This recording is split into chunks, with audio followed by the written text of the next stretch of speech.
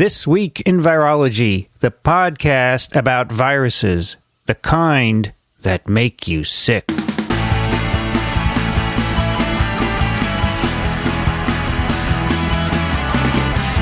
From Microbe TV, this is TWiV, This Week in Virology, episode 381, recorded on March 16th, 2016. Hi, everybody. I'm Vincent Racaniello, and you are listening to the podcast all about viruses. Joining me today here in the TWiV studio, Dickson Despommier. Hello, Vincent. How are you, Dickson? Feeling great. Since you're looking out the window... Yes, I am. What's the weather here? Well, it's hard to tell because it's a little bit hazy out there. I know it's coolish. It's in the low 50s probably, and the sun is intermittent with... clouds. Not so bad humidity. I think the humidity is fairly low, around 40%, I bet. And we're expecting some rain tonight.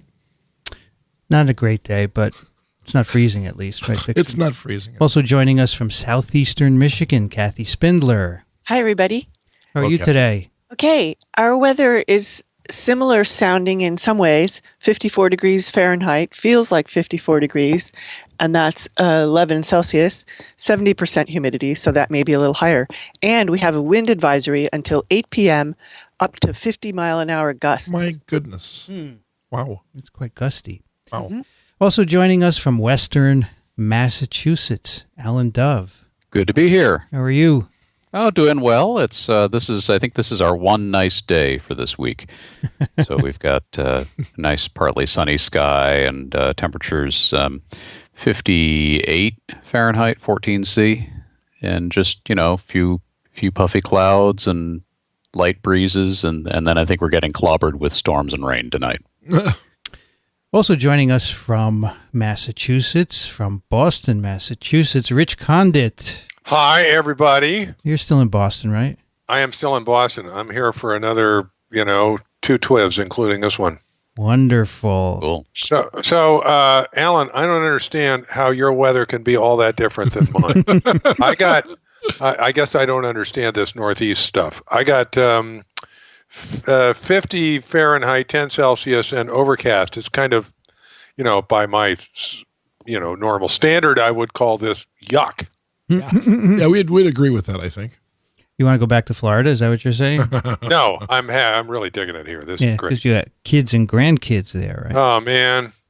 It just can't be beat. I, spent time, I was up in the middle of the night comforting my 4-year-old grandson. What could be of more value than that? He's okay. Yeah? Was he conflicted as to whether he should go into molecular biology or law? No, I think I think there were probably demons chasing him in his dreams or something like that. Sure. Hard to sort out. Yeah. So it is an unusual day to record TWiV. It's a Wednesday, as you might have gathered from the date. And the reason is we had the opportunity to have a special guest here in studio with us. And he's here. He is a weekly science columnist for the New York Times. He also writes for Stat News and National Geographic, has his own blog, has written many, many books about science, also the recipient of the Stephen Jay Gould Prize for writing about evolution. And you can probably guess from all that we are lucky to have Carl Zimmer with us. Welcome to TWiV. Thank you very much. Good for you to come by and from the, what should we say, the bowels of science here, where it really happens. I don't think that's a good analogy. No. That's why work on a GI virus. That's why I'm not a science. To a parasitologist, that's not such a bad image, but. So I've been meaning to have Carl on the program for a long time, and you're in the city a couple times a month, right? Mm-hmm. Yeah, I live in Connecticut, and I come down from time to time. I was here to talk, do a public thing with the biologist Sean Carroll last night. Yeah. And he's got a new book out, so we talked about that. Nice. And I was just looking at his YouTube channel. No, that's the other Sean Carroll. It's another Sean? What? Oh, okay. There's the Sean Carroll, the cosmologist at Caltech. Right. So he has the YouTube channel, right? Yeah. He's got, yes. And then there's the Sean Carroll, the biologist, who could certainly, he doesn't have a YouTube channel, but, he is in charge now of Howard Hughes Medical Institution's education program, which has just churns out educational videos and TV programs and all sorts of stuff. So Right. that's his YouTube channel, I guess. And he's in Wisconsin, right? Yes. So the Sean Carroll, the biologist, is in at Wisconsin. University of Wisconsin. Right. And what's his specialty? Evo Devo, evolutionary Okay. developmental biology. Evo, Devo. Yeah. Your hair looks really funny, Dick. Oh, thank you. All right, Carol, we're going to talk all about you and your career and a little bit of science and all sorts of things. We're going to have a good time. But first, I want to tell everyone all about the annual meeting of the American Society for Virology. And this year's meeting is being held in beautiful Blacksburg, Virginia, on the campus of Virginia Tech University. It's happening from the 18th to the 22nd of June. The local organizers are XJ Meng and Zach Edelman, and XJ was on a TWiV some time ago, and of course their committee, and they are arranging this great venue for the meeting. This year the keynote address will be given by Dr. Stephen Russell. He works on oncolytic virotherapy, followed by 5 days of symposia workshops, poster sessions, and state-of-the-art lectures. You can come listen to Dr. Joe Handelsman talk about leading the White House Office of Science and Technology Policy. You can be part of a live TWiV audience, which is always better than a dead TWiV audience. We've had a few, but not too many. And enhance your presentation skills at the Career Development Workshop. Also this year, ASV is hosting a special fill in the blank. What do you think special virus is going to be this year? Gee, let me think. It's Zika, special Zika virus. That's tomato bushy stunt virus. Right. Exactly. Breaking news. Breaking news. Oral workshops and poster sessions. So if you're working on that, you'll want to come. ASV has issued a call for this, for their late breaking Zika abstracts. Deadline is May 16th. Early registration, where you get reduced rates, ends on May 20th. So you should go to asv2016.cpe.vt.edu or asv.org, which is easier. And we'll all be there. I hope to see you all there. So come. I like the fact that this URL has CPE in it. Cytopathic effects. Yes. How more viral can you do? Did they do it on purpose, Kathy? I don't know. All right. So Carl Zimmer, where are you from? I was born in New Haven, Connecticut, and I've actually ended up pretty close to New Haven, Connecticut again. Yeah, I live in a few miles outside of it now. And you went to high school there in New Haven? No, I actually grew up in New Jersey mostly. So Wow. I grew up kind of in what was then pretty rural part of New Jersey. Went to high school out there, Hunterdon County.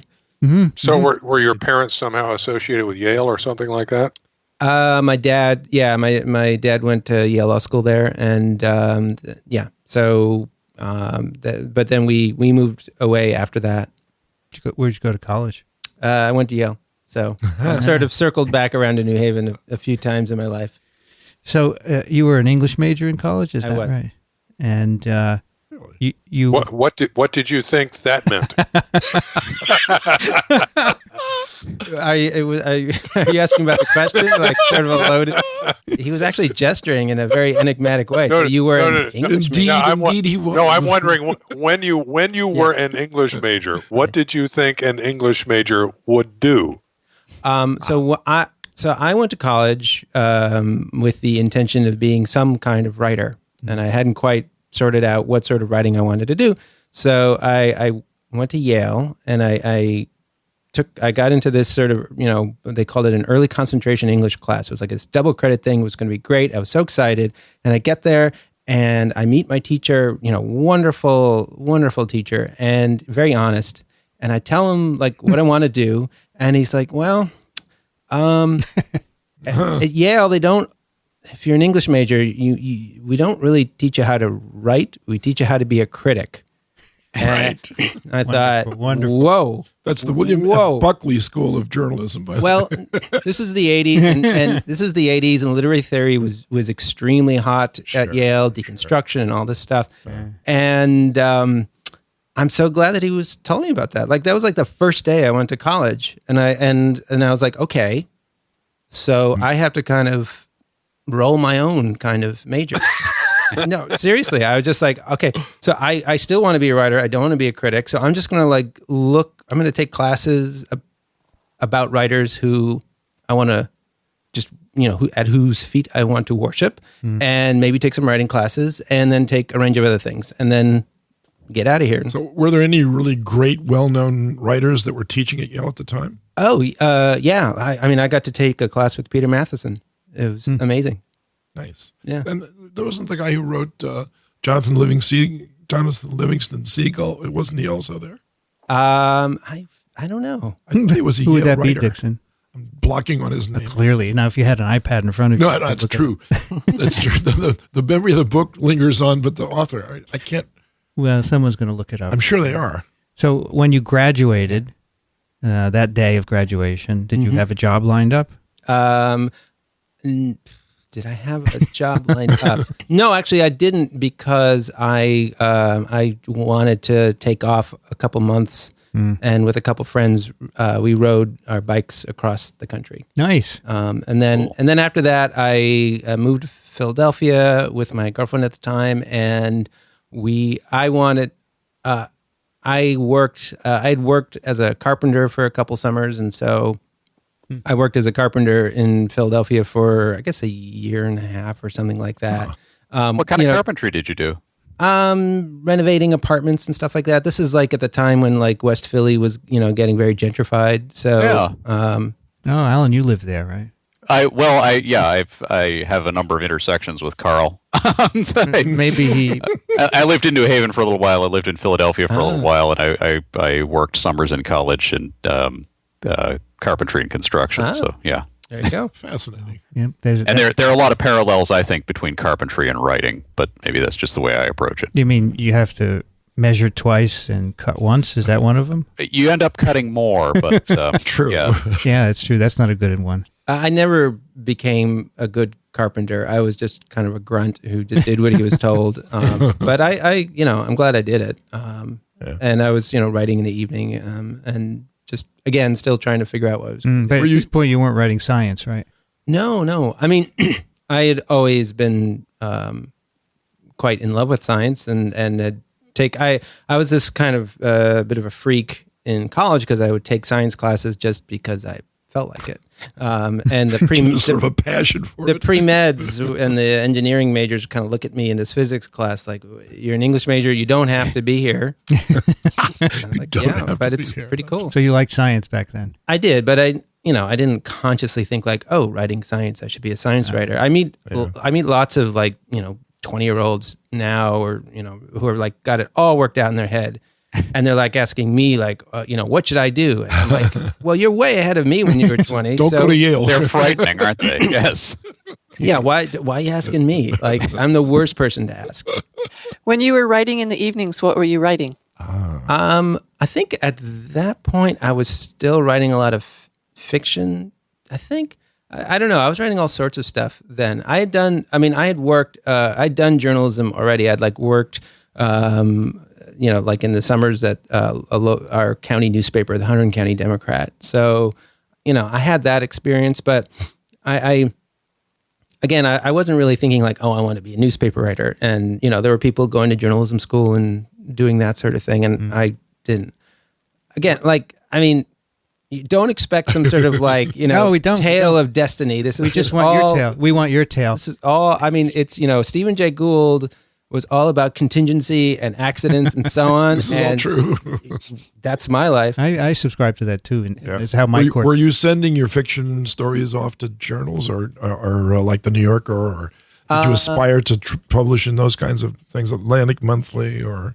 I hoped someday to, but what was interesting is that I was writing stuff that wasn't, that I could tell just wasn't good enough yet. It just wasn't that good. And so, when I did start science writing, then after a while I was like, I'm just not that good of a fiction writer. So, I'm going to try this.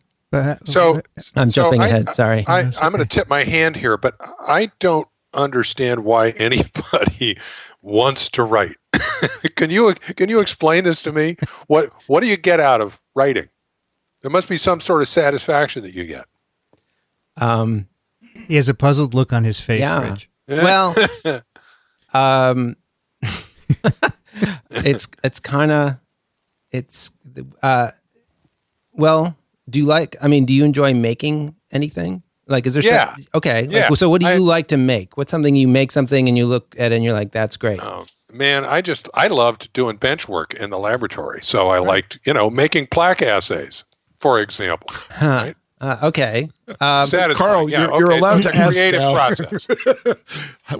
What charge do you get out of making plaques all day long? No. I understand, the love of that. I get that. It's not what I do. No, I mean, to, go from having an idea to having something on the page that it's kind of getting towards what I had in mind. Okay. And then to have a lot of people read it and to experience that, to be inside of other people's minds, it's fantastic.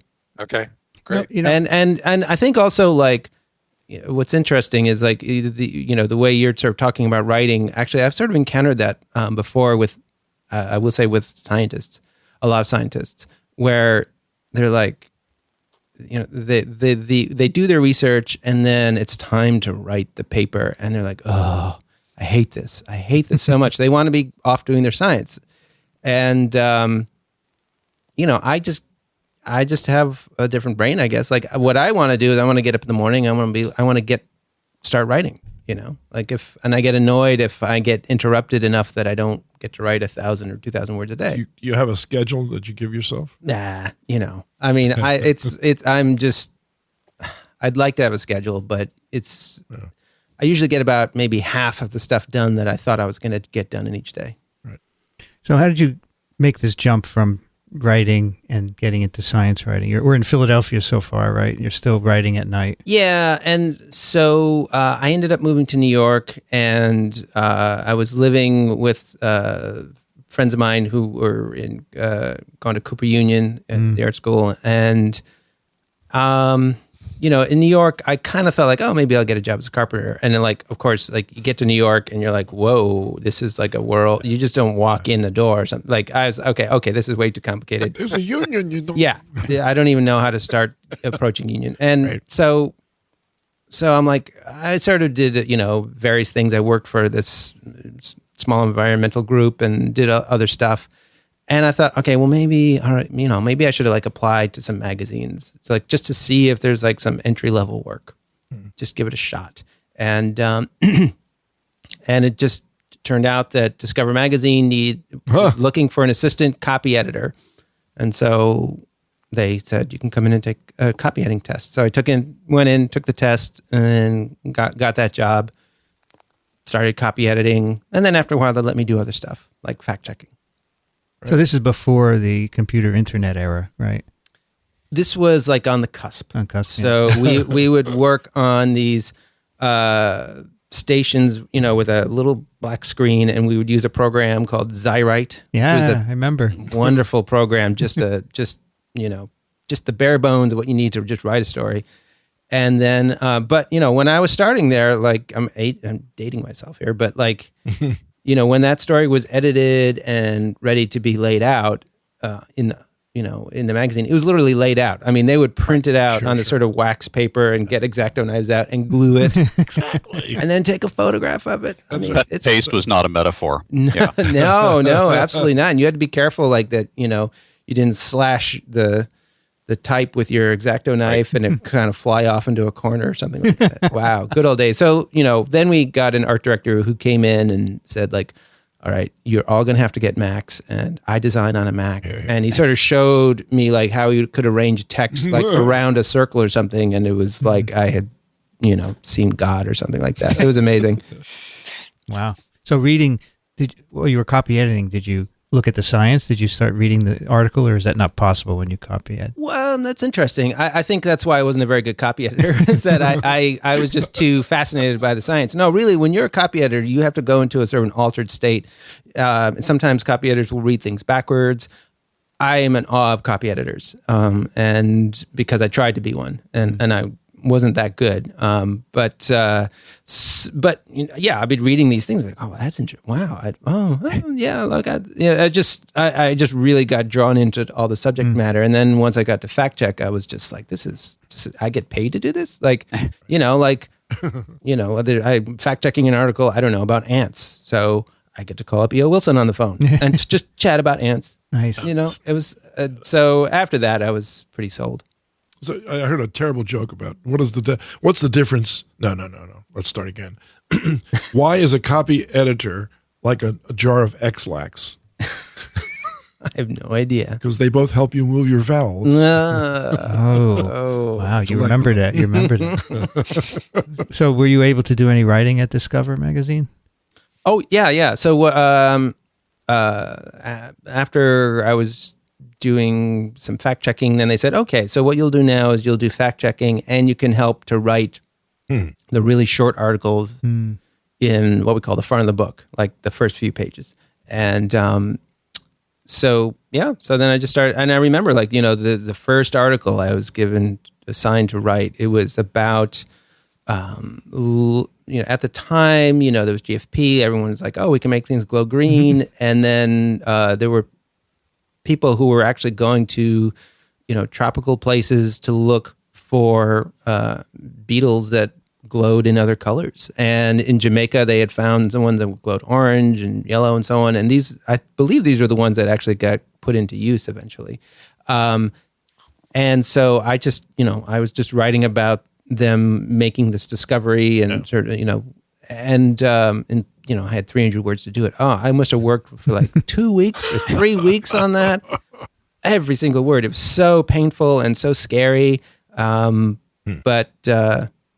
then I did it, and they had a lovely little picture of these glowing stripes from the beetles, and there you go. And then that was my first real science writing. And that, that's like the classic entry to journalism for the preceding 50 years as well, was you start out in editing copy or what have you, and then you gradually, they give you some small assignment, and that's what you get in through. I feel like I was very fortunate to kind of get into journalism at the very end of that classic age. Yes. We didn't have a website yet.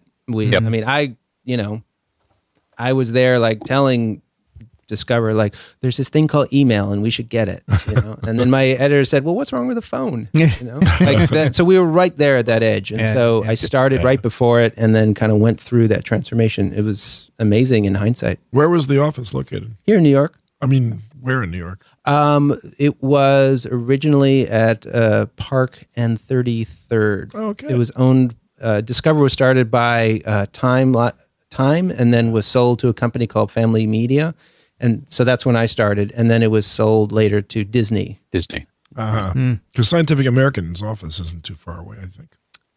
Scientific American is now actually like way down at the bottom of Manhattan because they're part of the Macmillan.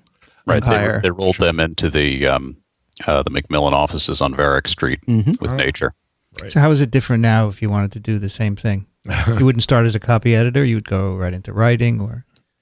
I don't know how many copy editors there are anymore. That's the sad thing. It's like everything. There is a sad shortage of them. Yeah, it is. It's true. Just it's like a tough job. Yeah, things just get pushed online just real fast, and it's like a desperate need, but an incredible shortage. Oh yeah, no, it's.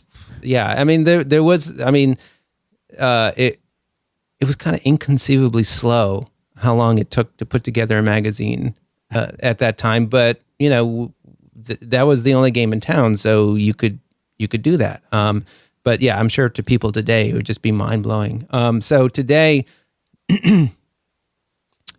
starting out in science journalism, there are like a fair number of opportunities. There's less stability, but there's opportunity. But they're for places like 538 or Vox or Stat. So I teach now. I actually teach science writing at Yale, and Stat started up last summer, and I'm a contributor there. And they ended up hiring a couple of my students who are, a year or two out of college. There's no machine at Stat that prints out wax paper, where there's no X-Acto knives at Stat. There's no print edition at Stat. It's just purely a web entity. So that's where either as a freelancer or on staff, those are the sort of places I think where, people in their 20s are starting in. Yeah. So how long did you stay at Discover? I stayed there for 10 years. Wow. Yeah. Holy cow. Yeah. So I ended up, going from writing shorter pieces to writing longer pieces. I started editing and even got to edit Stephen Jay Gould, and so I was a senior editor for the last, I guess, 4 years I was there. And so you were touching on all kinds of science, right? Yes, that was an interesting thing about it is that, it's I think it's a little baffling sometimes to scientists themselves that we science writers can move around and write about different things. Yes. It's kind of puzzling, but you can't afford to be someone that says like, I'm sorry, I only write about flaviviruses. Like that's it. That's it. The thing is, especially when I was writing those short pieces, like, okay, I'm writing about these, beetle colors one day. Next day, I'm writing about colliding black holes, and then the next day, I'm writing about, I don't know, quantum cryptography or something like that. That's what you got to do, and because the magazine's got to get made, and so you learn how to get up to speed fast. You learn how to sort of like educate yourself on the background. You learn how to call people up and not be afraid to ask really dumb questions because you gotta understand what you don't understand and confess. Just throw yourself at the mercy of sources. But I've read both lots of what you've written and a lot of what Alan has written also, and both of you have a similar talent for distilling very difficult information and making it knowable to the general public and still not dumbing it down below the level of the science. So that's a gift. When did you know you had that gift? That goes to you too, Alan. It's for me, it's just a gift for being willing to ask the stupid questions, which I was reinforced in the lab. But for Carl, go ahead. I feel that's my whole role on this show, by the way, but that's okay. Well, I mean, for me, I didn't know this going into it. It's not like there was some sort of innate thing I knew how to do. And that's the great thing if you can work on staff at a publication then you are working with grown-ups. You are working with senior editors, executive editors, editors in chief who have years of experience. They figured out what works and what doesn't work and so on. And you turn in copy to them and they just rip it apart, but they sit down with you and they're like, no, this is just not going to work. Or you have to totally rethink this, or I don't get this at all. This right here, you totally lose me. And that kind of I'll bet you there's sorry. No, go ahead. I'll bet you there's a connection between what both of you are calling a willingness and an ability to ask stupid questions and an ability to explain things clearly. Yes. Because you're trying to see to the kernel of what's going on. That's correct. Well, I think that there is something to that because if I talk to a scientist, often they will sort of leap over all sorts of things that they kind of take for granted. They kind of assume that everybody knows, but they're, conceptually, they're these crucial links. So that if you're coming into a subject cold, nothing they're saying is going to make any sense because, they fail to just stop and talk about one or two key things. Right. And the rest of it is just useless. But if you ask the right questions, you can get all that, right? And you could tell someone, look, I don't really know everything. Please start at the beginning and explain why this virus cannot infect people. Yeah. Right. I love the phrase that they start with, help me understand. That's good. You start with that one, and they got you, because we'll get to our story too, because maybe it's we won't. fun to tell. Oh, So Carl, you're saying I can't get a job writing about flaviviruses? You could, but it wouldn't last very long. This is true. These days, who knows? Flaviviruses are hot. Yeah, Would be that. Right now, somebody could be writing about flaviviruses full time, but 6 months from now, they'd be out of work. You'll have to move on. No, I've always recognized that you can't be too specialized. And if you're going to do science writing as a profession, you have to be very broad. There are no virology science writers. No, And not who make a living at it. That's an I interesting don't know if evolutionary. that's necessarily true. Yeah. I mean, I don't know. I mean, I think about, for example, Helen Branswell at Stat. Most of what she writes about has to do with viruses. She does some Infectious diseases. infectious disease generally, but if you look at what are the critters she's writing about, it's mostly viruses.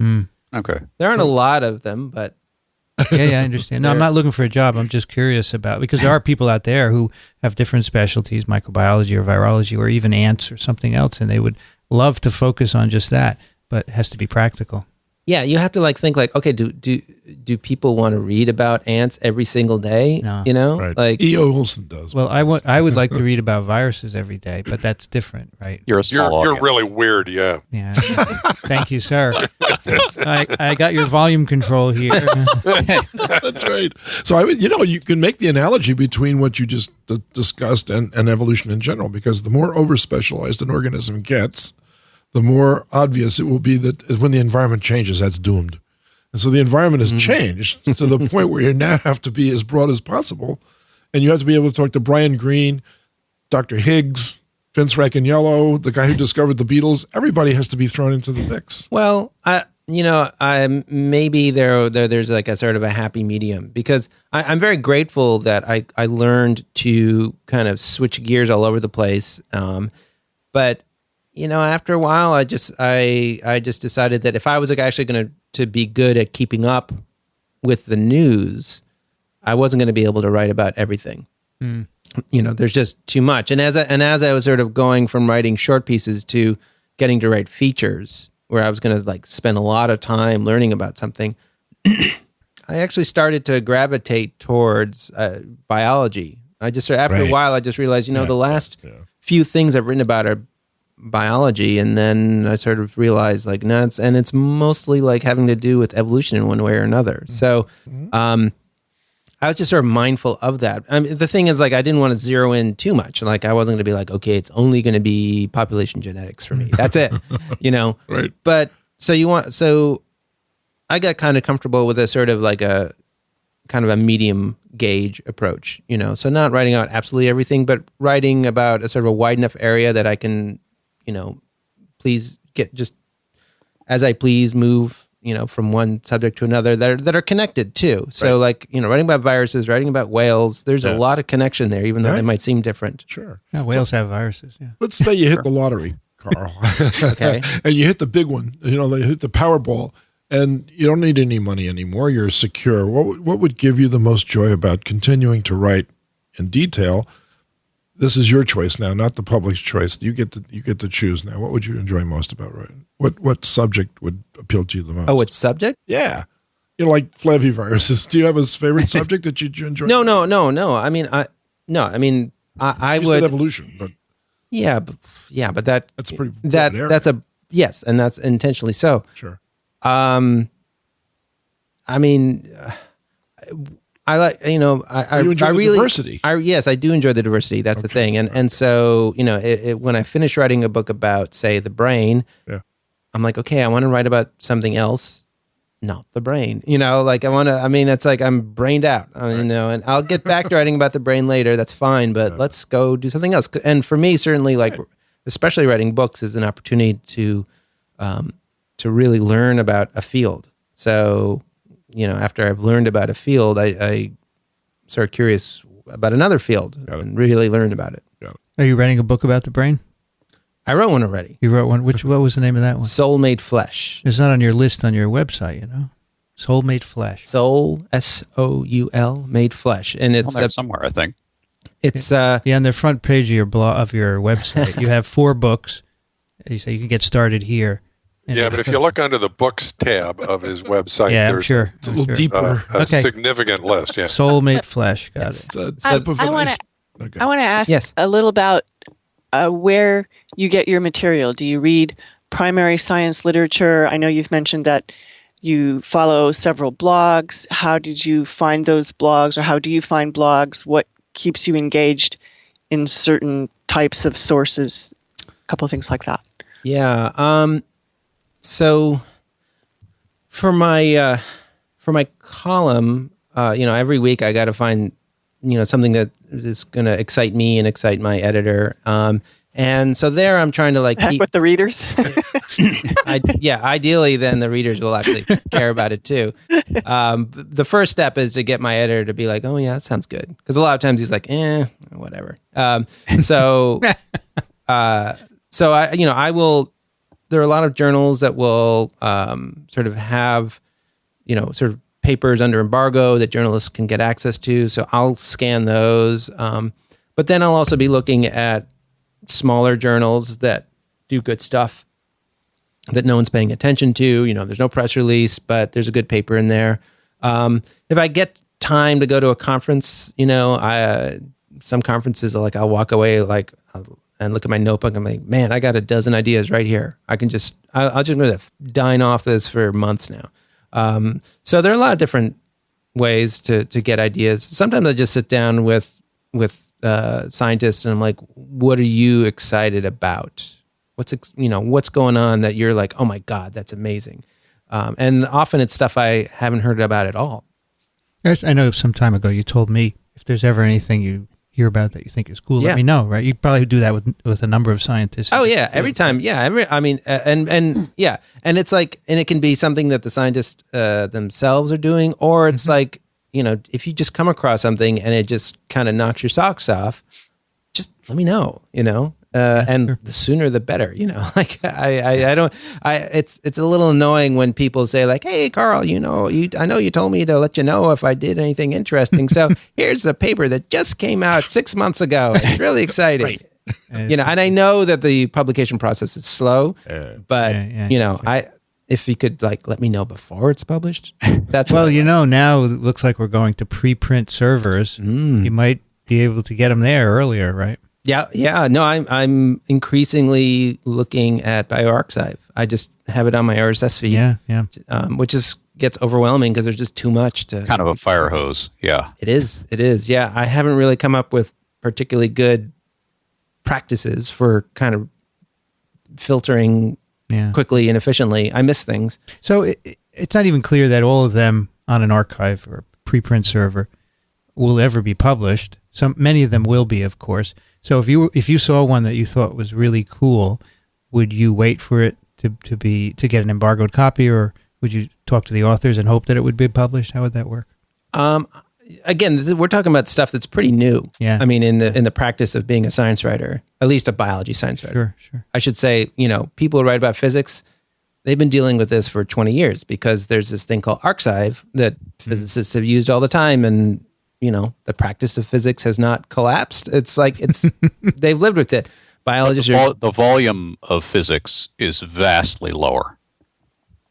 The number of papers showing up on the physics archive site is a trickle compared to what's going to be if we all go to preprints in biology. If we do, yeah. No, it's true. It's true. I know. I went once to the Society for Neuroscience meeting. It's terrifying.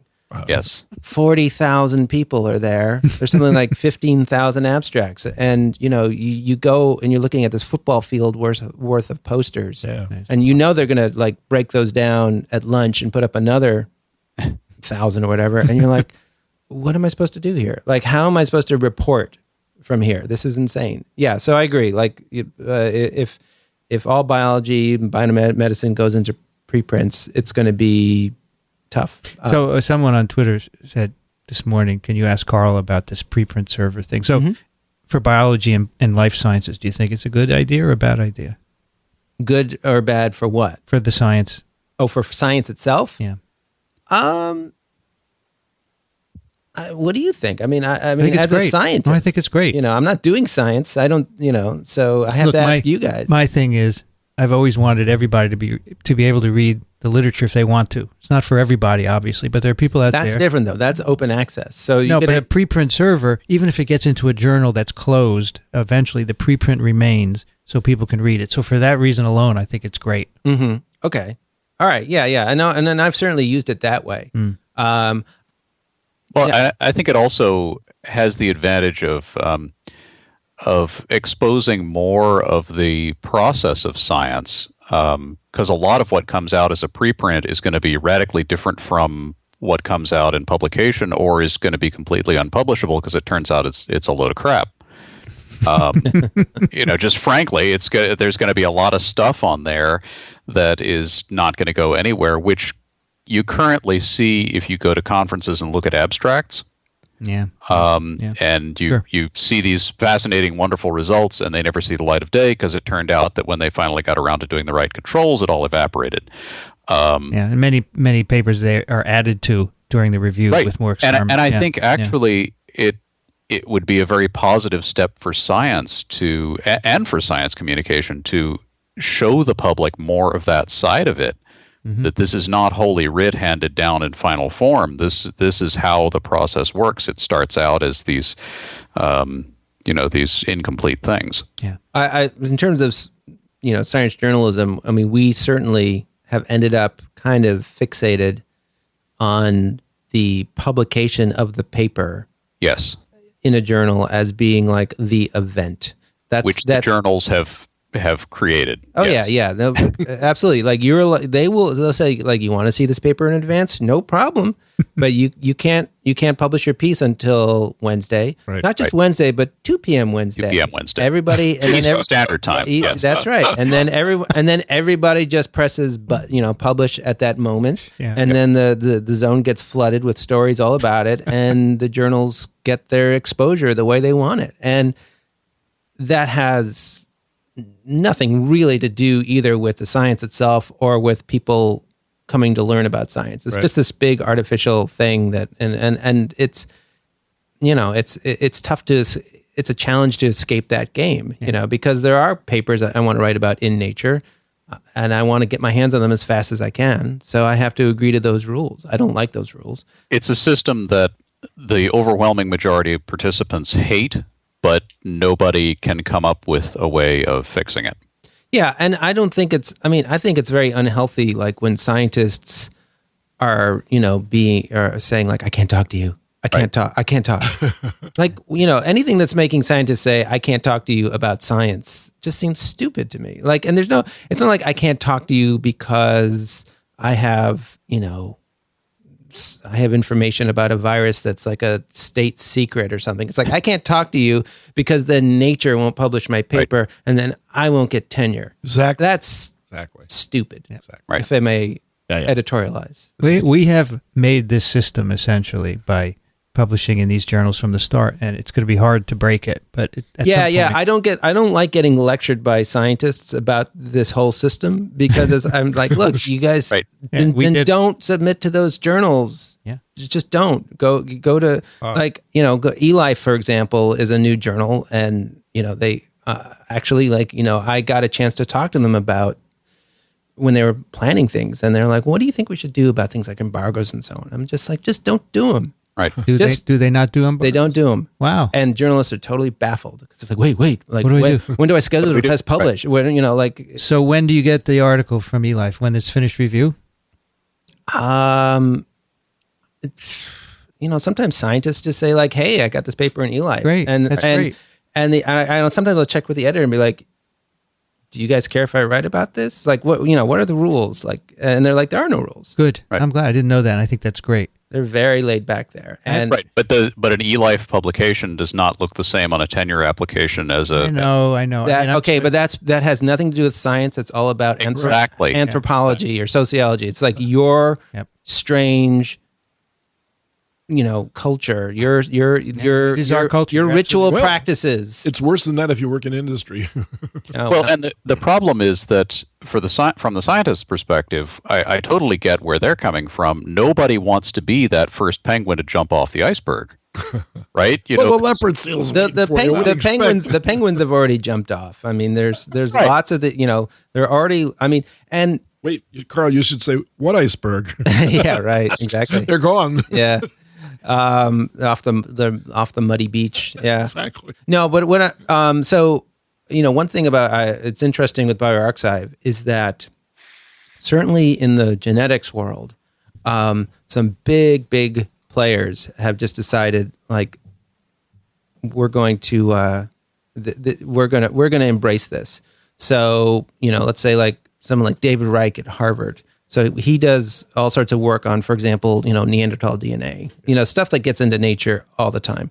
Or Dan MacArthur at the Broad, who just does these things about loss of function variants in genes. Like what happens when you're walking around with 2 copies of a gene and neither of them works? Do you get sick or not? these sort of people are publishing their stuff in bioarchive, and the sky hasn't fallen for them. But they're not the penguins. They're the polar bear. They're switching poles here. You sure did. Although, or they're eventually they may have been able to say. I'm not sure where to go with that analogy. The problem, I think, is the more junior folks who have something to lose. If you're tenured and you've got a half dozen papers in Cell, Nature, and Science already, and you've got grants, sure, you can publish wherever the heck you want. You're not going to get fired. But not if you have people, Alan. If you have people who need to get jobs, you have to publish where they have to publish. Right, If you've got postdocs lobbying for something different, and if you just got hired to, you were the one out of 200 who actually got the tenure track research position, there's absolutely no way you're going to put your paper on bioarchive when your department chair expects you to publish in Cell, Science, or Nature. Somehow we have to have a synchronized switch, just like we're going to have a synchronized switch away from type 2 Sabin vaccine next month. So we have to do that. Or a synchronized switch with regard to postdoc funding mechanisms and so on. Mm-hmm. Yeah. Carl, can we go back to your career? So we're at Discover for 10 years. Mm-hmm. What did you do after that? So I published my first book while I was still at Discover. It was called At the Water's Edge, and it was about big evolutionary transitions. And I focused on our ancestors coming out of the water and then later whales going back in. And that was a great experience. It kind of came out of a couple articles I'd written for Discover. I had all this extra material, and I didn't want it to go to waste. And a friend of mine was becoming a book editor, specializing in science. And so before I knew it, I was writing a book, and it was a great experience.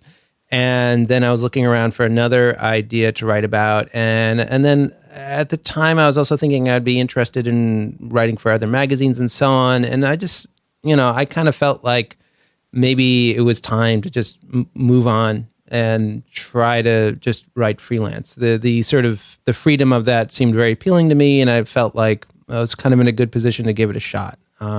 And so that's what I did in 99. And so then I just started working on my own books and writing for a variety of So you left magazines. Discover at that point? Yep. And you then made a living doing that? Yes, it can be done. Yeah. No, I mean, actually, freelancing turned out great. I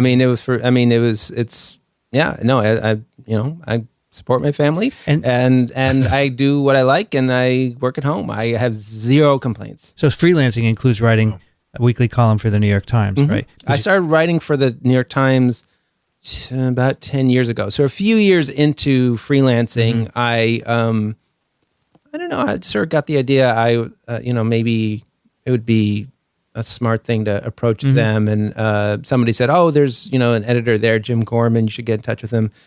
And he had read one of my second book, Parasite Rex, and he's like, "Oh, I know you.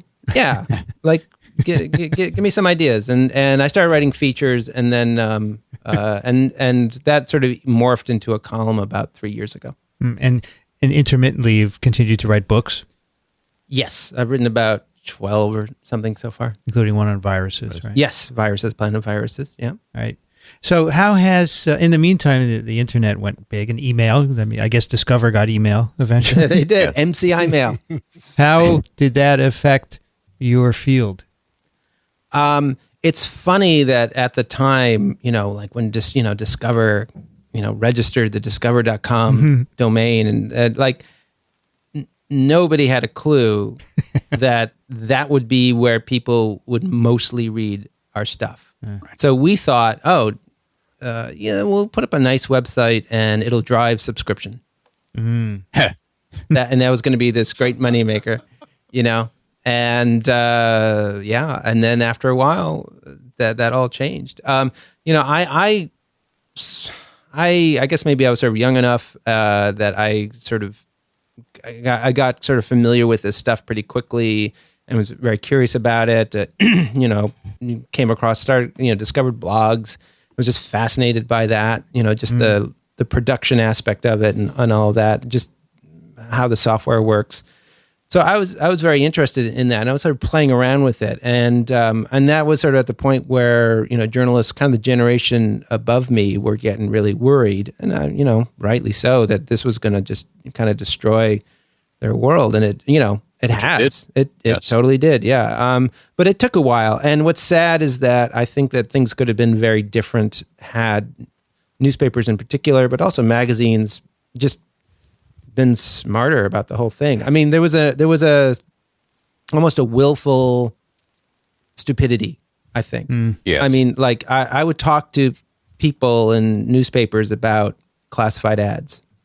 Classified ads, made, like, I forget the figure, tens of billions of dollars. They were the economic engine of newspapers. Absolutely. Yes. They gave me my first summer job and during junior high and high school job. Yeah. And so you talk to these people and say, there's this thing out there called Craigslist. And people are like, no one had, how could that ever take away Facebook. Classified ads? Yeah.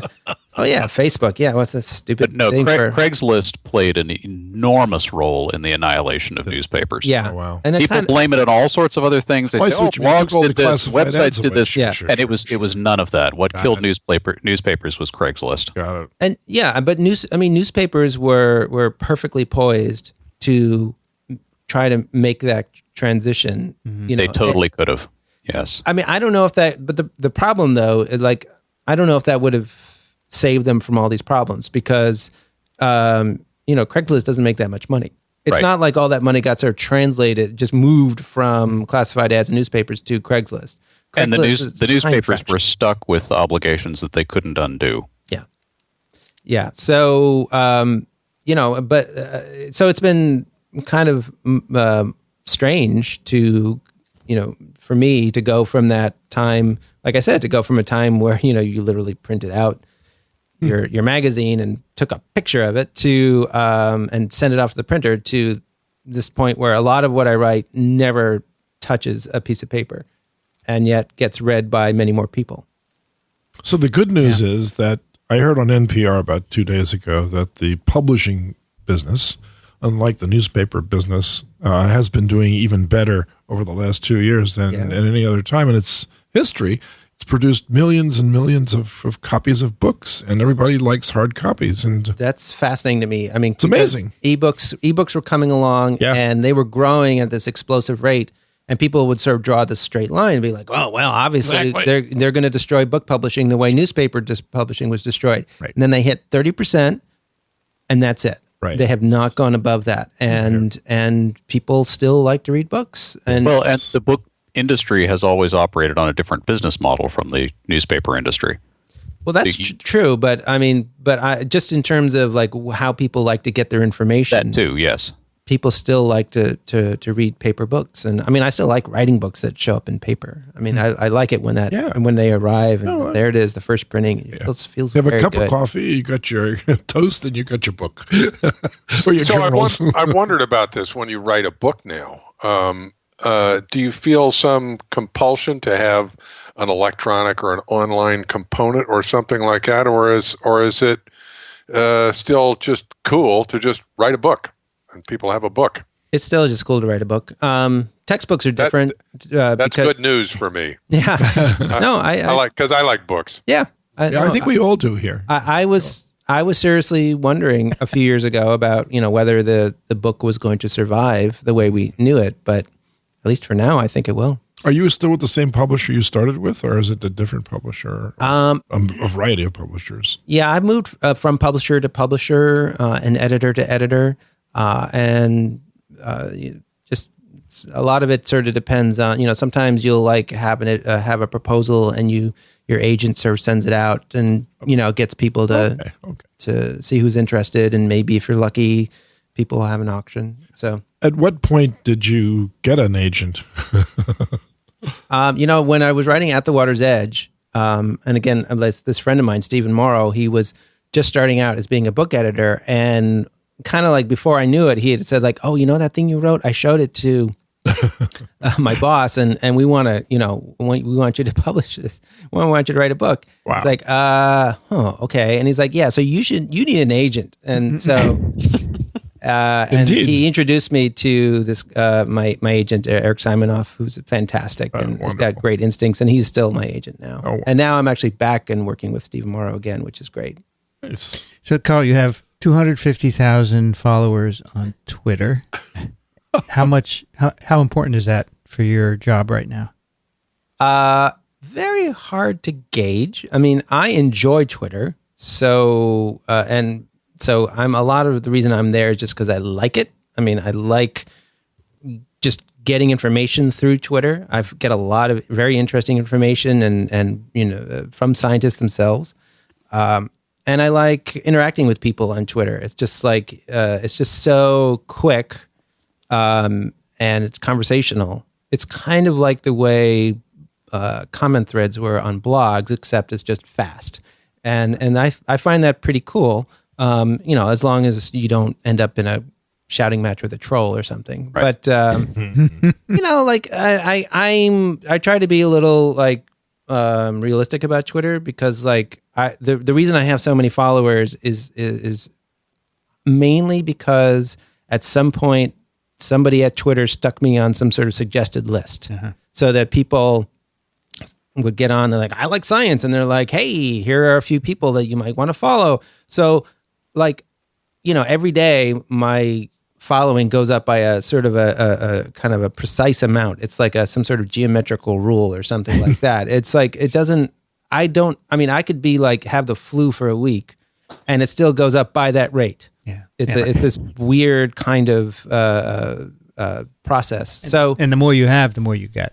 Yeah, but I don't know how many of those people are actually human beings, because there's honestly, no, I mean, right. There, you see estimates about Twitter followers, 20, 30, 40% are robots, it's just, really? there's a lot of spam in the system. Goodness. But that's fine. I mean, it's still, there's still people that I reach through Twitter, and I enjoy that a lot. But even if someone's looking at you and they say, whoa, he's got 250,000 followers, they're more likely to follow you because of mass action, I think. Yeah, it could be. And they'll follow Neil Tyson first. Right. He's got about 500,000. No, he's in the million. Over the million? Yeah, he's totally shot out through the roof. Yeah. Yeah. Mm-hmm. So we just touched on this issue of scientists on Twitter. So that's a good time to bring up this recent article you published in Cell, right? Mm-hmm. About scientists communicating. Yeah. And maybe we could talk a little bit about that. What made you write that? Has that come to the point now where it's obviously making a big contribution to public engagement?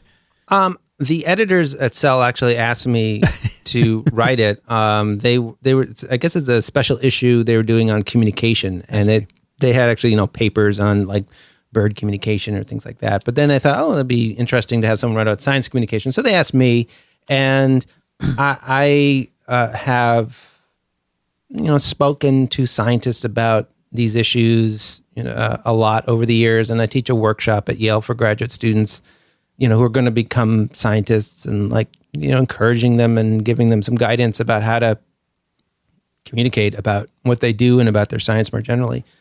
And so I just kind of drew on those experiences to write this essay for Cell, just on some of the things that I've kind of learned over the years, and things that I've learned from other people about what works and what doesn't work and why it's important. It's called Staying Afloat in the Rising Tide of Science. So one of the points you make is now there's a ton of science out there, not just by science writers, but also by scientists.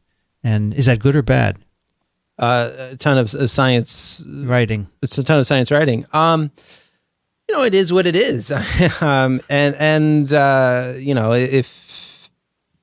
the thing is that I think we all sort of work on the assumption that everybody out there in the reading audience is going to be able to read everything that's written, and that just isn't how it's going to work. There's just not enough time for anybody to sit down and read everything.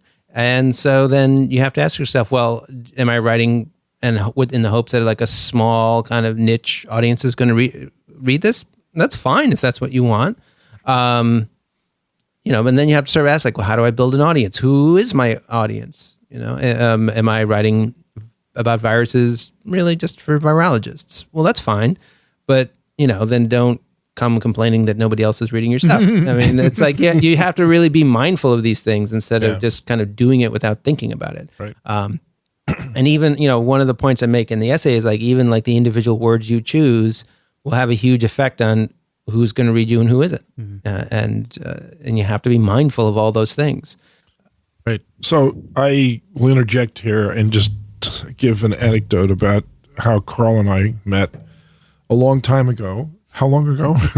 Prior to Parasite Rex is while you're getting. I was working, so I decided that I got interested in parasites, and I was always interested in parasites, is what I realized. I got interested in it as maybe my second book. I'd finished that at the Water's Edge, and I was like, parasites. And I'd been talking to my agent, Eric, about ideas. I was like, maybe something about biology and philosophy. And he's like, maybe something about parasites. Whoa, tell me more, And, yeah. And then I was like, okay, let me dig in a little bit more. And I remember I came up here to this very place, to Columbia, and because you, sir, had written something about trichinella. Did. And I was like, well, okay, trichinella, a parasite, kind of a scary thing. Like, I've heard about people getting trichinosis, and he seems to be like studying this as an organism, the way like some biologist might study the lions, out in Serengeti. Like, and that's kind of strange. And so I came,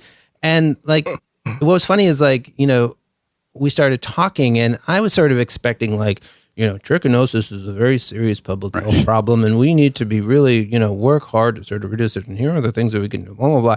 Like, but instead, what you were just like, just wanted me to appreciate just how amazing and cool and gorgeous this animal was. Like, this is an animal that can live inside another animal's muscle cell.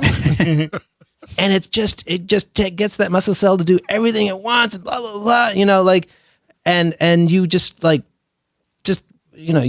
I could tell like you actually love these things. And I was like, aha, that's it. That's what this book is going to be about, is talking to people who secretly love parasites. And just things kind of fell into place after that. Sure. So I must tell you that reflecting back on that experience was one of the most delightful 4-hour conversations that I've ever had with anybody about this subject, because, I mean, you expressed awe and respect for the life form that I was trying to tell you about. And of course, that was my feeling all the way through. That's what got me involved to begin with. So here was somebody sitting down who's going to write about this.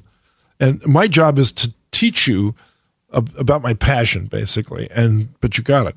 That's the point. You got it. You asked all the right questions. You stayed with the subject. You developed it further. You took it beyond basically where I thought I was, and said, well, what do you think about this? And what do you think about it? And you kept forcing me to think beyond the research that I'd already done or even thought about doing. So I thought there was a gift that you would have been a great graduate mentor to work for, because you didn't force the issue. You allowed the facts to come out, and then once they were there, you said, well, now that we know this, then why can't we know that?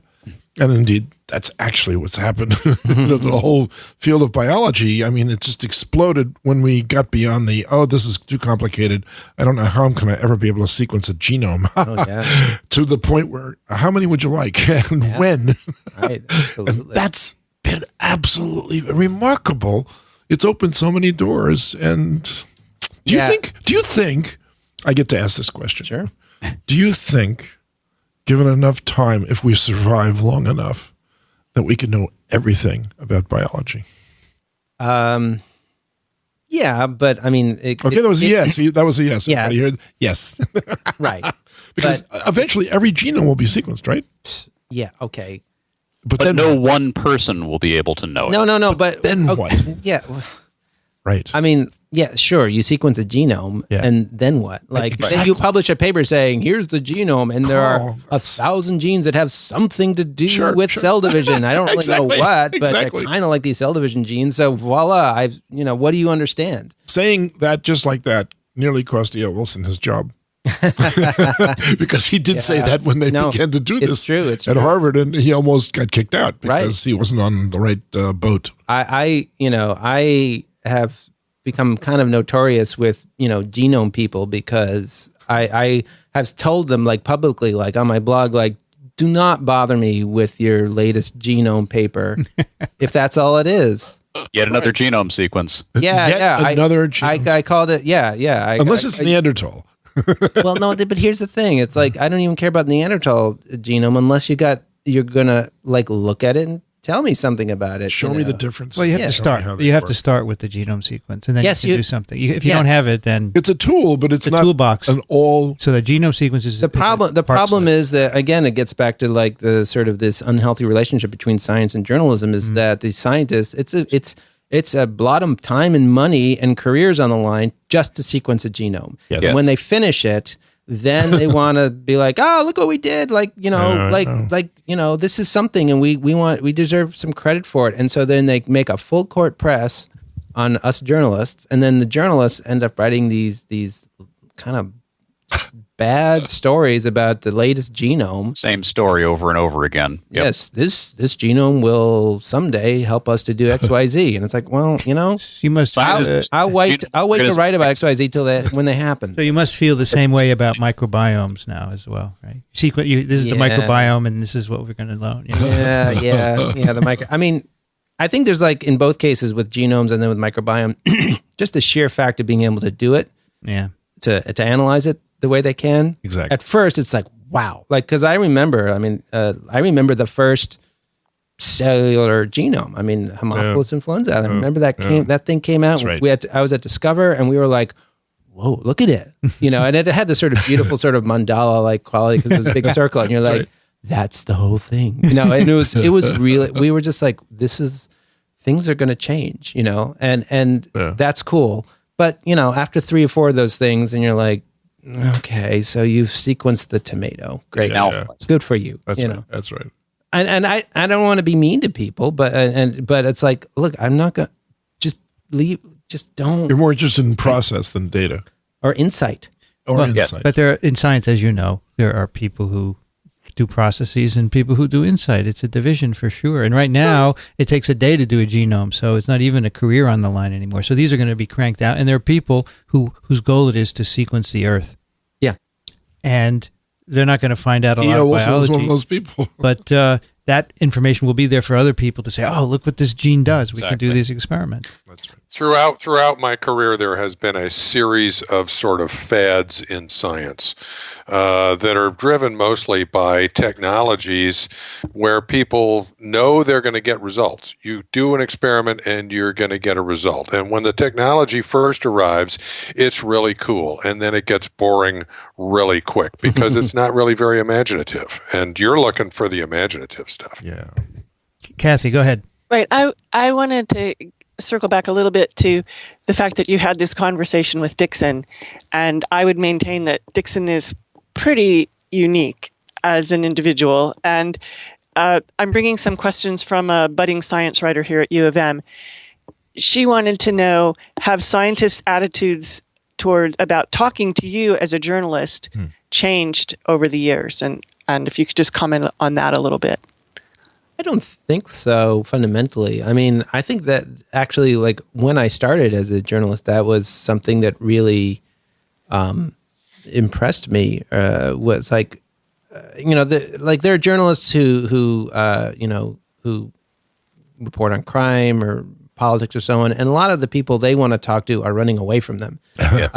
And I can call somebody up and just be like, do you have some time to talk? I mean, I'm curious about grasshoppers. Could we talk about grasshoppers? And I'd be like, I'll talk as long as you want because I love grasshoppers and I'm actually kind of amazed that somebody else loves them too. So let's talk. What do you want to know? That's right. And that's a real, that's a privilege. And makes my life definitely easy, and you have to be careful. Like, you don't want to get kind of lulled into some complacency and, maybe someone is telling you something that isn't true. That happens. But no, I would say that that aspect hasn't changed. I mean, no, it's true that Dickson, is very eloquent and articulate. And we did talk for 4 hours about, Trichinella and other stuff too. Yeah, other stuff. But I mean, you were, you had a lot to say, and it really was very helpful to me. Well, I'm glad. Sometimes you talk to scientists, and they just have a hard time just putting the words together. And Sure. So I'll have good conversations and bad ones. But yeah. So anyway, does that answer the question? Yeah, to some extent.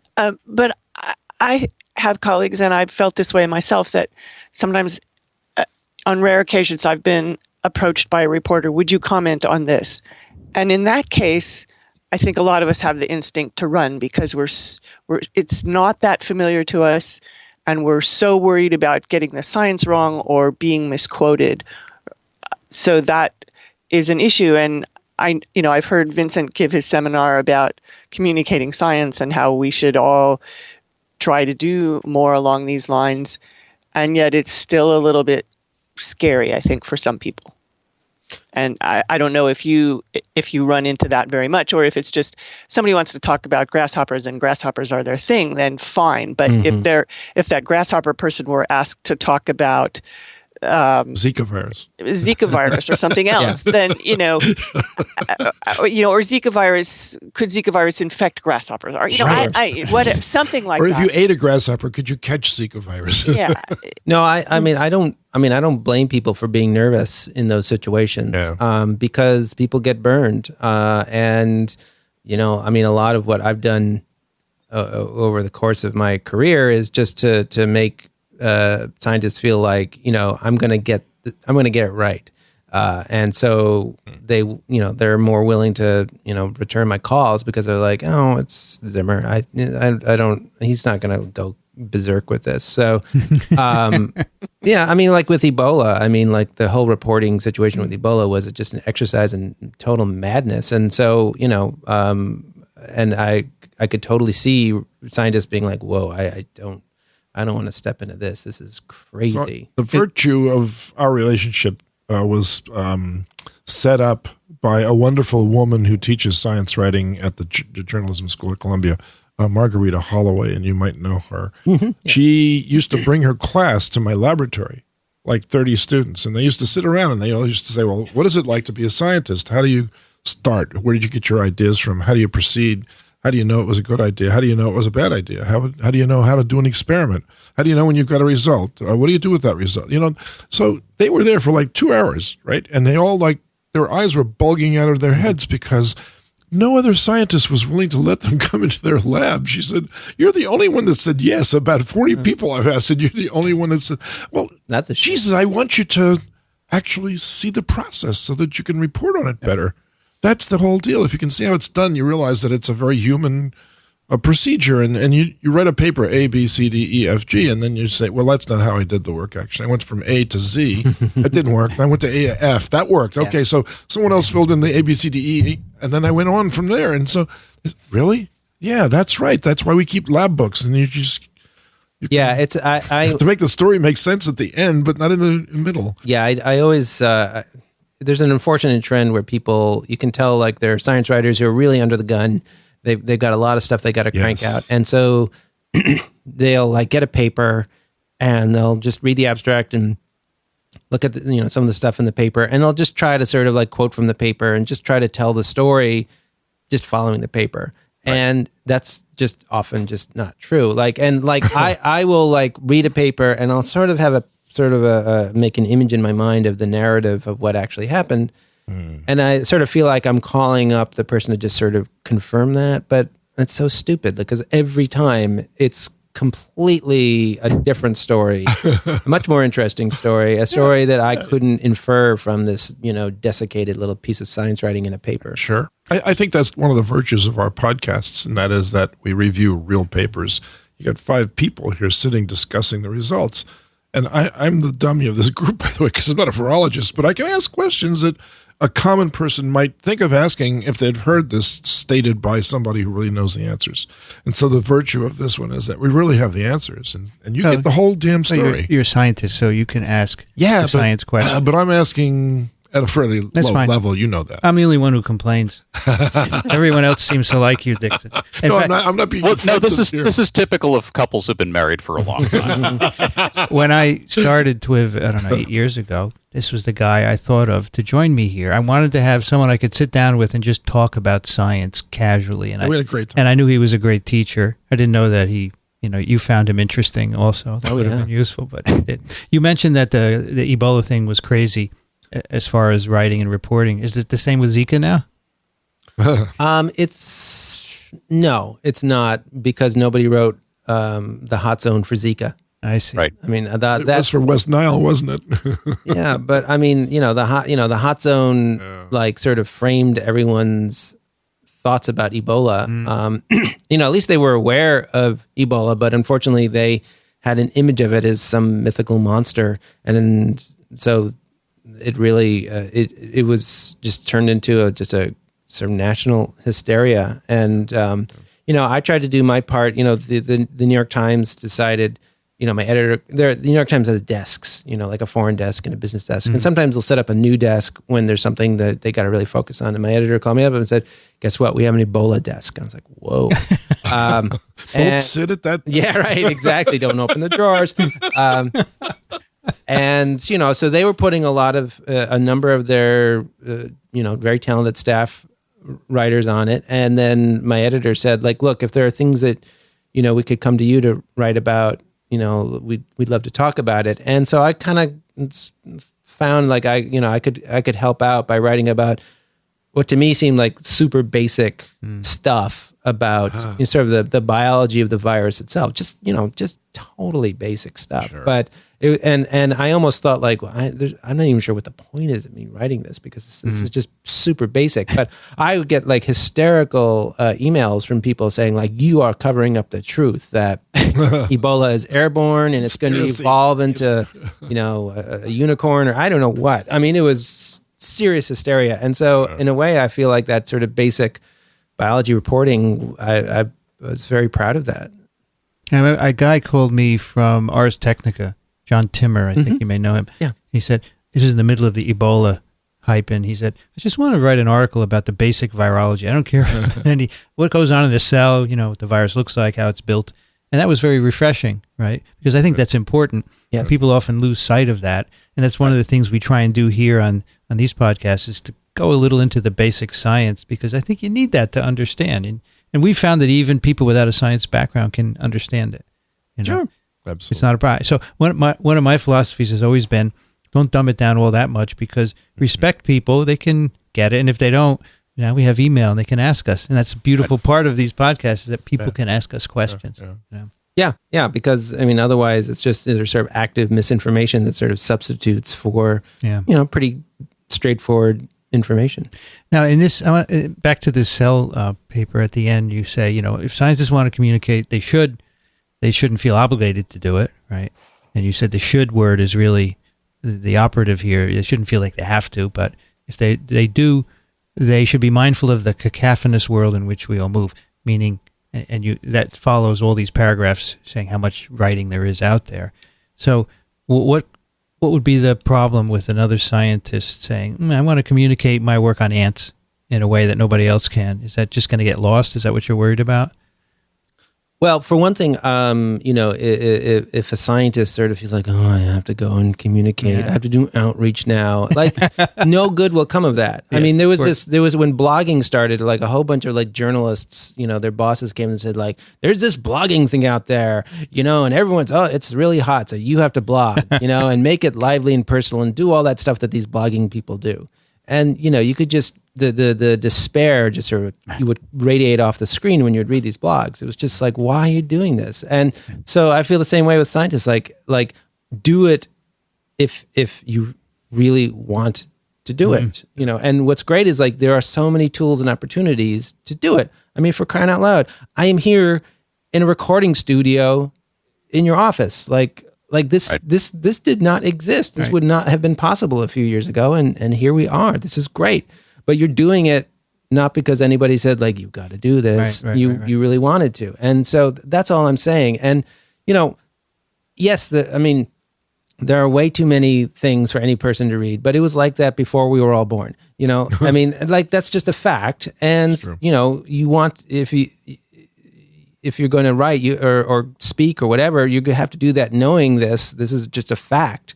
But you may find people out there who like really enjoy like reading you about ants or watching an animation you make about ants or whatever, and try to find that audience and build that audience. I mean, you have to, there are some tips about how to do that if you want to do it. Like you guys, for example, are following that cardinal rule of just like doing it reliably and relentlessly. You can't do it like, erratically every few months. Like no one's going to pay attention. Right. Carl, it's amazing. I post usually, between 9 and 12 on Sunday. If a Sunday goes by and it's 4 p.m. and I haven't posted, I start to get emails. Are you okay? You've built your audience. That is, that's a fundamental thing. And, scientists just need to know that. Yeah, that's really an important point that most don't get. They think, I'll put it out whenever I want to. Well, no, don't. No, people build schedules around stuff. Speaking of schedules, so you have to write a column every week for the Times, right? Mm-hmm. So when does that start for the next week? You start weeks in advance? You don't do it every week for the next week, right? Yeah. Yeah. I mean, I've got sort of a bank of ideas that I'm sort of thinking about and talking to my editor about. And then like, when the next week is coming up, then I have to, really hone in on what I'm actually going to do. So when does it due? What day of the week? Isn't that nice? It depends. Soon. Well, it depends. We usually run them on Thursdays. Mm-hmm. Now, if there's, again, with the embargo thing, like if I decide I'm going to write about a nature paper, that could be on Wednesday.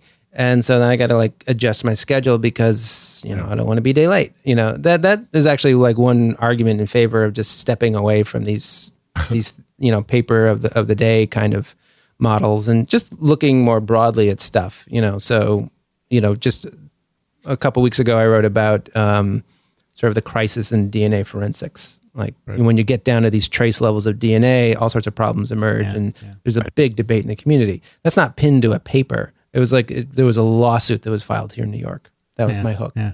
So if I'm going to write something it's going to be printed on Thursday, I try to get it to my editor by Tuesday morning. So it doesn't have to be in the Science Times. It can be anywhere, obviously, right? You can go anywhere in the weekly paper. It's going to be in the Science Times unless they say like this might be better for the daily. Like this is, like we got to get this in like in the front section, and that happens sometimes. So I just wanted to tell you, this is what I lost. I got it back, Dickson. Do you ever have that where you lose it and it comes Never. back? Never. It just stays gone. I'm sorry. What did you say? I don't remember. We have a lot of listeners here on this podcast in particular, and you are the one most frequently cited or sent in articles. Look what Zimmer has written lately, consistently over the years. People are always sending us stuff, and we often pick your articles and so forth. Pick them apart? No, we don't pick them apart. No, not at all. No, we don't do. We pick the science apart. That's our job to do right. that. That's right.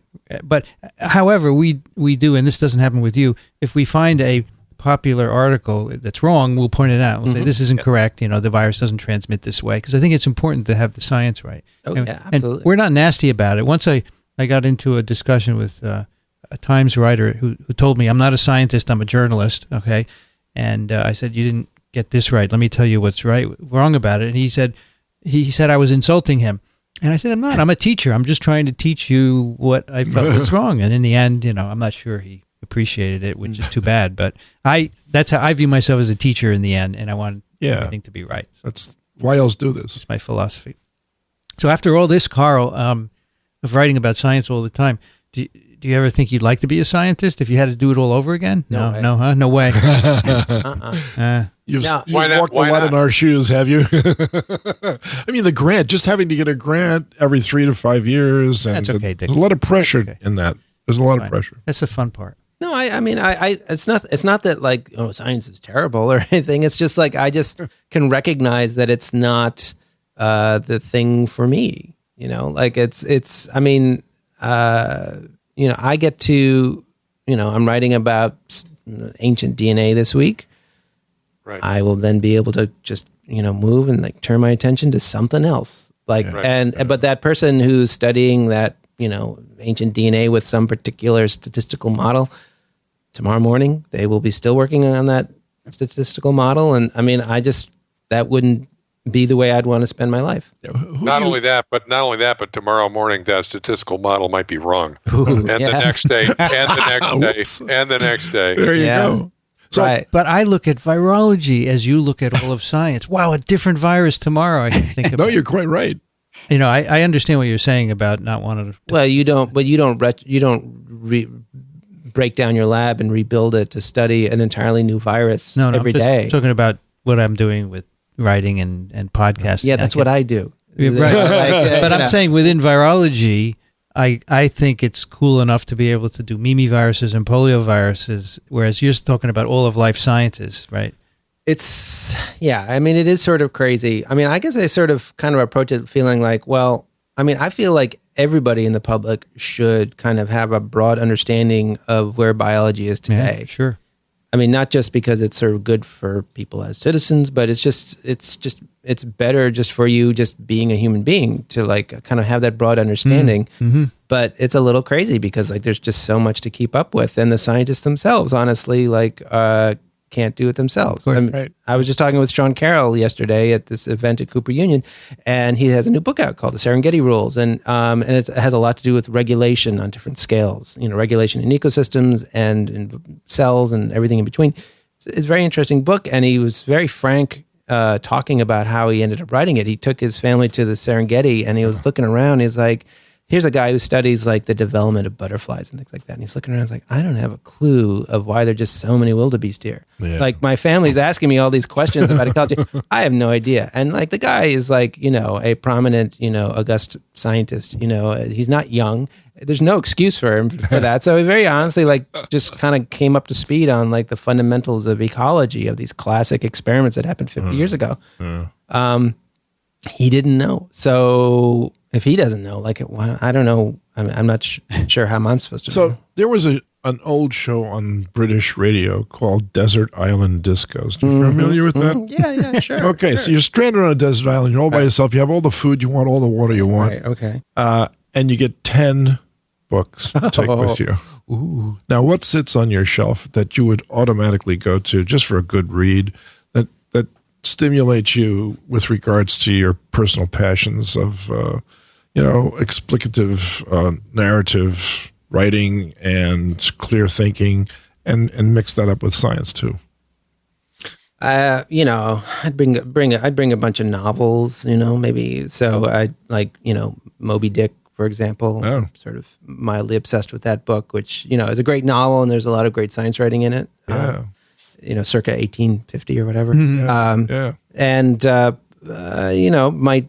might bring some Darwin, some John McPhee or David Quammen or Jonathan Weiner in terms of straight science writing. Okay. I think that might do it. Bring some Faulkner maybe. Nice. Just for a little depression every now and then. Yeah, I'm a Faulkner junkie. Is David Quammen one of your favorite science writers? Yeah, I mean he's one of those people who sometimes like I'm just just like, oh gosh, like it's another day trying to write, and and that's like I've forgotten what I mean. I've got these like just these kind of terrible sentences on the screen, and I've sort of forgotten what good writing about science can be like. So there are certain people like I'll go and I'll grab the books and I'll just jump to a page and I'll just be like, oh yeah, that's right. Right. All right. Okay. I kind of remember again, and it kind of will kind of motivate me back into it. You ever get to meet Oliver Sacks? I was introduced to him just briefly once, and then I called him up to interview him because there was a paper that came out about musical hallucinations, and I was like, I'm going to write about this. And I was like, oh, I can call Oliver Sacks up as like to comment on this because Sacks actually like publishes on that stuff. Yeah. So I had a very long conversation with him about all sorts of things, and it's just wonderful. Yeah, I was so sad when he passed away, but he's definitely another person to go to when you're trying to remember about good science writing. Who else? And Stephen Jay Gould, obviously, no question with him. I mean, some, I mean, I think everyone feels this way, like some things more than others, like, but, certainly for me, like a lot of those really early essays are just like, they're not very long, but they're just so rich and sort of civilized and they're wonderful. You like Ed Yong? Do you like Ed Yong? Oh, I do. I've followed Ed Yong ever since he was just, blogging in the evening when he was working at cancer research. And we've been sort of kind of moved around a lot together. We ended up at Science Blogs, and then I moved to Discover with my blog, and I encouraged the editors to go after Ed. And so he came, and we both went to National Geographic. Our blogs are both there. I'm not blogging try not to blog for the next year or something because I've got too much going on right now. But Ed is still blogging, but he's then now writing for the Atlantic, right. Just churning out ungodly amounts of stuff. Wow. And he's got a book coming out about the microbiome, which is very good. Highly recommend. So are you working on a book at the moment? Yes, another one. When is it coming out? I have to write it first. So. Yeah. Okay. It'll be out maybe in a couple years. Yeah, I hope to have it done next year. Not about viruses, though. I don't know yet. I mean, in the sense that the book is about heredity, the history of heredity, and sort of what heredity really means. And I'm still in the process of figuring that out for myself. It's just been fantastic and a great learning experience. But it's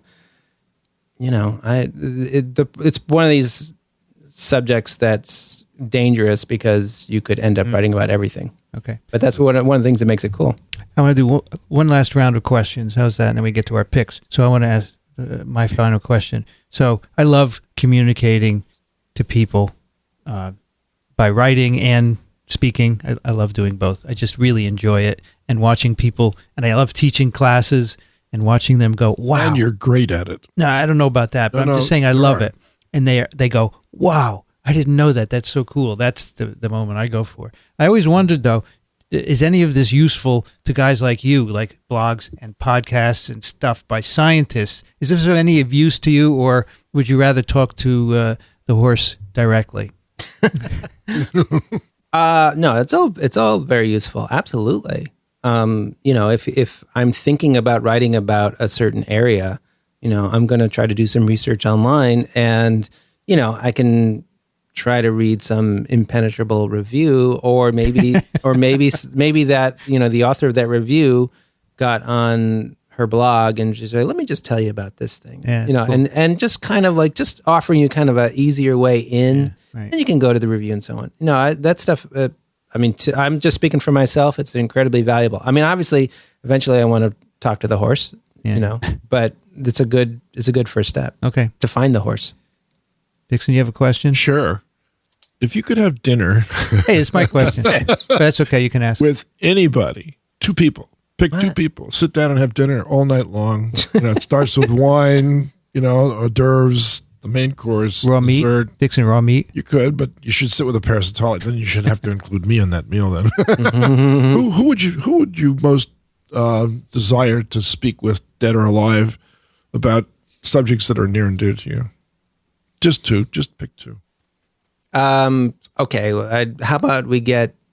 I actually like Herman Melville. Would be very interesting to have dinner with, because I don't understand him. He's a very puzzling person to me. I read a long explication by I think it was Caleb Crane, who said basically you have to read everything he wrote as him being a despairing homosexual who was in love with Hawthorne. Maybe that's it. I don't know. I mean, he doesn't add up to me. So it would be great to have a dinner with Melville. Maybe throw Darwin in there. So, Darwin could be like, okay, Melville, about the whales, okay? That's right. Why are you killing them? No, because that's one of the great things. Read Moby Dick. It's writing about biology right before Darwin. Yes. It's so interesting. And he's talking about whales in particular. And like Darwin... One of the reasons I wrote At the Water's Edge was because Darwin was fascinated with whales, and he had this idea look, I don't think whales were, created this way. It'd be kind of ridiculous to do that. It makes much more sense that they were some kind of mammal that, came in the water. Now, he had these crazy ideas about bears, holding their mouths open and catching bugs and stuff like that. so it would have been very interesting to watch them have a conversation. And then I could tell them all about the fossils and everything. Right. And bring them I'd up be to date. like, let me talk to you. That's All great. right. Okay, thank you. Kathy, you have a question? It comes back to the paper from Cell. A couple aspects of it. I just wanted you to unpack the phrase dreary label of outreach. And then I wanted to get to the later part where you talk a little about jargon and you quote something from The Sense of Style by Steven Pinker. And I'm pretty sure I picked that for one of my picks once, about making sure that someone can, or that it's hard to imagine what it is that you know that someone else doesn't know. I'm not saying that very well, but that and then bringing it around. So I actually had three questions. So bringing it around to the fact that we argue a lot about whether we should anthropomorphize when we talk about viruses, for example, or cells and things like that. So a little about jargon and especially that phrase about outreach. Oh yeah, well, I have noticed that in talking with scientists that it actually this thing called outreach is actually I think it's shows up in grant applications. What are you going to do for outreach? That's right. Well, NSF they do have to do something specifically. Yep. Yeah. And it's just such a I don't even know what that word means. And I deal with words for a living, and it's it doesn't really mean anything.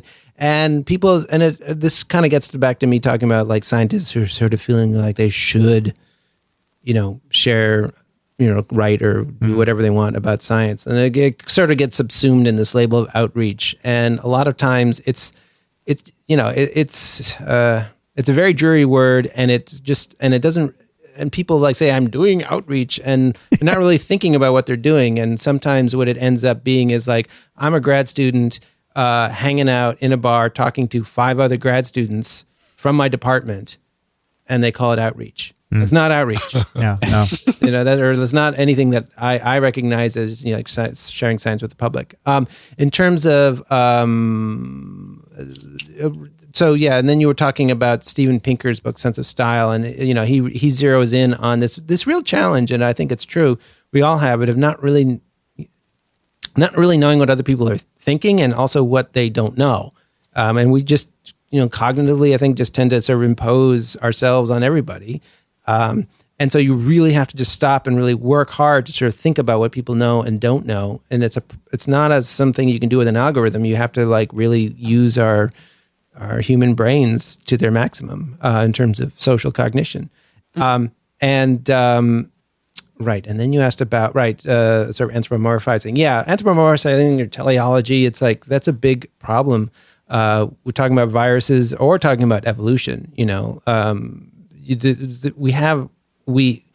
our language is built for describing people doing things. That's fundamentally how we use language. And so, it's so tempting to say the virus, breaks in and takes over and says, I'm in charge. And, and it's just molecules just sort of latching together, it's, but, we invest it with the sort of agency and so on. And the same thing happens with evolution, dinosaurs evolved to fly, some dinosaurs looking up at the sky and saying, I'd like to go up there. And then a million years later, that's right. Things. So beautiful. It's a constant challenge. And what you don't want to do is basically drain all the blood out of your writing just to avoid anthropomorphism. I think it's, the opposite is not good either. That's great. Okay. That's what I think we wanted to hear, because invariably we all do some of it, either talking on TWiV or explaining things to other people in classes or whatever. And yet, oftentimes when I'm teaching in class, I'll say, okay, I'm going to anthropomorphize here for a little bit, but you recognize that's what I'm doing. Yeah. It'll help you understand this, I think. Yeah. So, yeah. It's a constant struggle. Rich? So I think my question is related to the conversation that's been going on here recently. In your writing, you have to use words like DNA, protein, cell, other things that have meaning to me on an atomic level. What do you think your audience understands when you say DNA or protein? And how much does it matter? How deep an understanding do they have to have in order for you to communicate what you want to communicate? It seems to me this is a problem. It's a challenge. I mean, that's how I'd put it. I mean, okay, a challenge. You know, and it's like you just, I mean, and how you choose, what word you choose to use are going to, in a way, almost kind of define your audience. And so, you know, if I'm writing for, you know, a magazine like Scientific American that wants me to kind of get into a lot of the detail, I will use a lot of those words and others. I'll try to define them along the way. But you know, that's a serious issue. I like, you know, sometimes I'm asked to like give talks to high school students or even grade school students. I love that because like you have to, you know, because I'm looking at their faces and like you can tell when they don't know what I'm saying and or don't care because a lot of times they just fall asleep. Right. That's like, oh, this is not working, you know? And so, so I'm constantly asking myself, what can I do? And, you know, like, and the more time I spend getting to know the research, you know, like people in this room here, like we science writers say there's this risk of going native, you know, like you're going to start using all that language. You're going to start using all that language yourself because, it's great. It's easy. I don't, you know, like, I don't have to waste all this time actually telling you what gene expression actually is. Going native. I like that. Yeah, you don't want to go native. Alan. Two things. So one is, as somebody who took a slightly different direction and went off into a niche of more or less explaining science for scientists. I write for Science and Nature, you know, publications. One of the things that has struck me ever since the dawn of the web is this fragmentation of media and the ability to increasingly ignore what used to be larger and larger chunks of the popular culture. You know, there used to be 3 channels to choose from on TV. Now you don't know what people are watching. From where you sit, and there's been a lot of discussion about this in media, even though we're the ones creating it. Nobody knows how to stop this, but people can now tailor their view of the entire world and their news based on their preferences and their political ideology, or, you know, they don't want to hear opinions that disagree, or they don't want to hear about science because it's boring. Whereas you used to be able to guarantee that at least some of that would seep through because there were so few channels.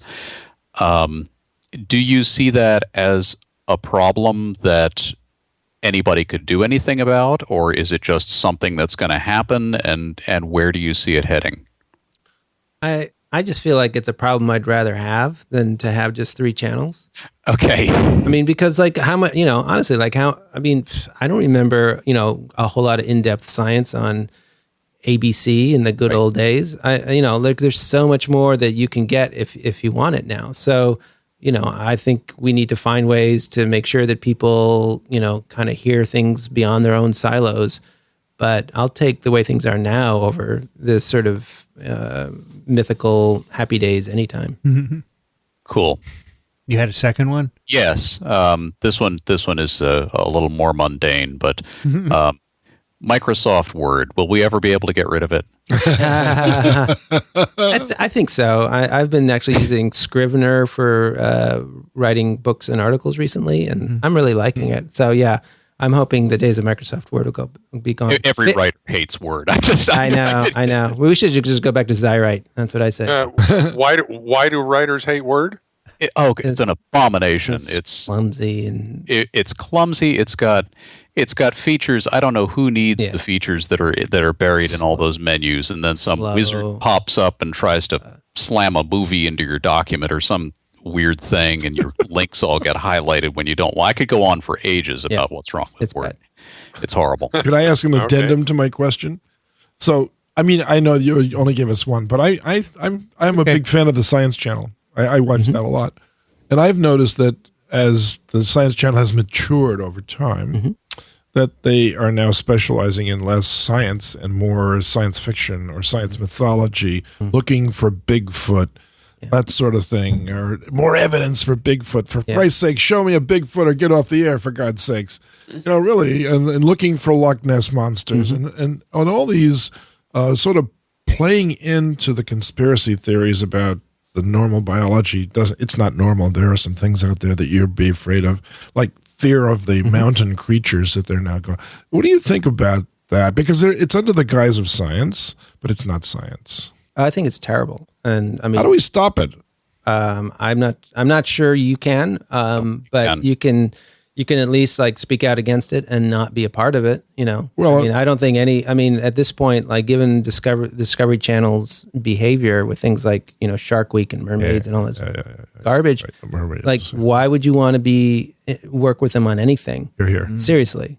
Right. I actually see this as something of an upside of the fragmentation that I asked about, which is there's less potential for something like that to be hugely influential. There will always be an audience for it, and there will always, therefore, be media for it and exploiting that. But it's going to have smaller and smaller influence because it'll just be the people who are inside that little bubble.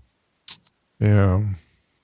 Whereas, you go back to when I was a kid and you could turn on TV and see bad science on TV, and it was on TV, so it had to be true because that was, that was the only thing that you could get in that format. Yeah, but I loved Mr. Wizard. That was, that was one of those mainstream thing. Yeah. So why isn't there a true science channel where they really pick science apart? It's called YouTube. I mean, there are tons of YouTube. There are tons of really good science programming on YouTube, just done by people who just went to YouTube and started doing it. Minute Physics. Yep. I go from there. It's great stuff. It just does Girl. Yes, Physics Girl is good. One of the big Okay. Even Alan Dove has made some science videos. Okay. I did a few, yeah. All right. This episode is also sponsored by the American Society for Microbiology. They want you to know about their second Agar Art Contest. You send a photo, not the original, agar-based art. You take a petri dish with agar in it. You put your hand on it. You can draw something, and something has to grow in a pattern that's interesting. And you send this photo in along with a short description. The deadline is Friday, May 6th. Winners and selected runners-up will be showcased in a gallery. I guess the winners or their art, probably their art, at ASM Microbe, which is the big microbiology meeting happening in Boston this June. Well, winners will also get a free ASM book of their choosing, and I think you should pick Principles of Virology. Absolutely. Right?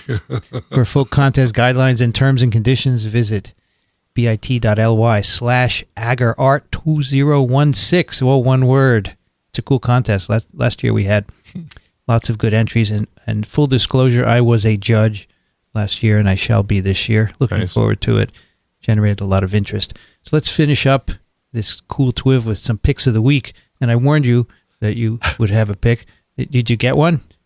I would actually like to talk about the column I'm writing about this week. Yes, it's just it's a paper that's coming out this week that is looking ever more closely at the DNA of extinct humans that we carry. So Neanderthals and another lineage called Denisovans, and there are probably other hidden ones in there. And there's actually a TWiV tie-in, which is that some of that DNA shows signs of having been experienced selection after the interbreeding that put it in us, our ancestors.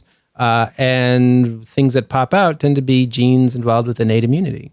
And so, what these scientists are speculating is that when humans expanded out of Africa, 50, 60, 70,000 years ago, they were basically going into an environment with lots of weird viruses that their ancestors hadn't really adapted to. And here are these Neanderthals, these Denisovans, maybe some other humans that had been there for tens, hundreds of thousands of years, and had pretty good genes for that. And so when they interbred, those are the genes that sort of stuck around and spread.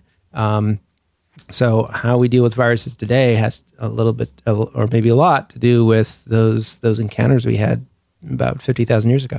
Is this a paper that's been out already, or is it just coming out? Coming out in Science. Science. All right.